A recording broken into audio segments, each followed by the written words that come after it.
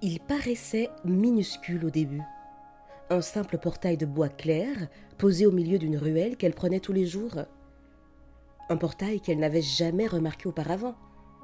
Ce soir-là, pourtant, quelque chose l'avait poussée à s'arrêter. Une fatigue inhabituelle ou peut-être cette sensation d'être devenue invisible. Au travail, dans sa famille, même auprès d'elle-même. Sur le portail, une petite pancarte était accrochée. Marché des compliments, entrée libre, valeur garantie. Elle pensa d'abord que c'était une blague. Pourtant, en poussant la porte, une bouffée d'air tiède et parfumé la traversa, comme si elle venait de pénétrer dans un endroit protégé du monde. Derrière le portail s'étendait un marché nocturne, mais pas comme les autres. Les étals étaient faits de tissus irisés, un mélange de velours et de lumière. Les guirlandes suspendues au-dessus d'eux changeaient de couleur selon l'humeur des visiteurs. Et les marchands semblaient faits d'un matériau étrange entre la chair et l'étincelle. Leurs yeux brillaient d'une bienveillance profonde, comme s'ils voyaient au travers d'elle sans jamais la juger. Elle avança, un peu intimidée. Un premier marchand, un vieil homme au sourire lumineux, l'appela doucement. « Première fois au marché, n'est-ce pas ?» Elle hocha la tête. « Alors, commence par ici. À mon stand, on échange les compliments reçus, mais jamais crus. » Il ouvrait une petite boîte de bois. À l'intérieur, des papiers pliés, comme des origamis de mots. Il en déplia un. « On dit de toi que tu es courageuse. Ce compliment t'a été donné 3 fois, mais tu ne l'as jamais accepté. » Elle sentit sa gorge se serrer. Personne ne l'avait jamais appelée courageuse, ou plutôt, si. Mais elle n'y avait jamais cru. Elle avait toujours pensé, ils exagèrent, ils ne comprennent pas. Le marchand continua. Tu peux le prendre si tu veux. Ici, il ne te fera pas de mal. Tu peux l'apprivoiser. Elle tendit la main, hésitant comme une enfant approchant un animal sauvage. Quand ses doigts touchèrent le papier, il se dissout dans une chaleur douce qui se posa contre sa poitrine. Elle se mit à respirer plus lentement. « Il t'allait très bien, » dit le marchand. « Tu verras, beaucoup d'autres t'attendent. » Elle s'avança un peu plus loin. Un autre stand embaumait la vanille et l'herbe coupée.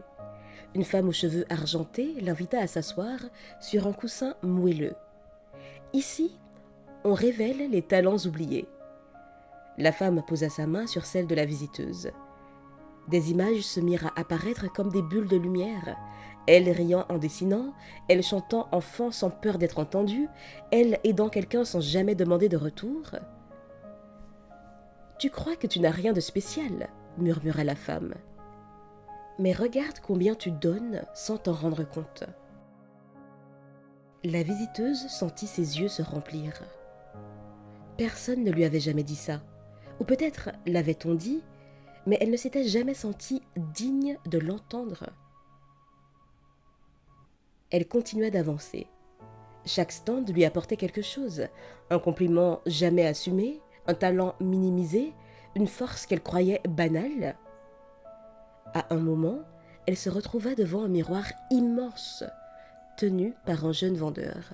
« Ici, dit-il, tu vas voir comment les autres te voient réellement. » Elle se prépara à grimacer.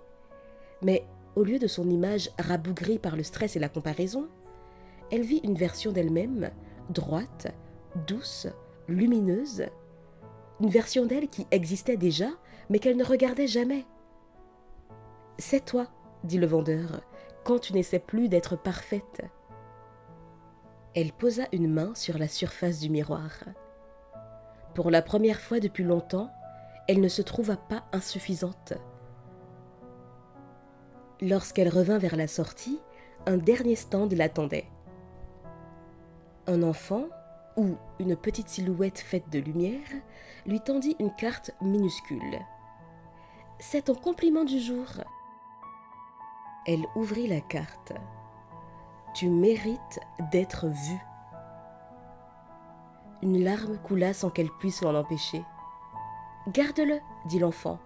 et quand tu reviendras, on t'en donnera un nouveau. » Elle traversa de nouveau le portail et se retrouva dans sa rue. Le silence semblait différent, plus doux, plus accueillant. Elle rentra chez elle avec une sensation nouvelle dans la poitrine. Pas l'orgueil, pas la fierté, juste la permission. La permission d'exister sans se battre continuellement contre elle-même. Et ce soir-là, avant de s'endormir, elle se dit pour la première fois depuis des années: « Peut-être que je ne suis pas si mal que ça. » Merci d'être là. Si vous voulez découvrir de nouvelles histoires, pensez à mettre un j'aime et à vous abonner. Je vous dis à bientôt et d'ici là, prenez soin de vous.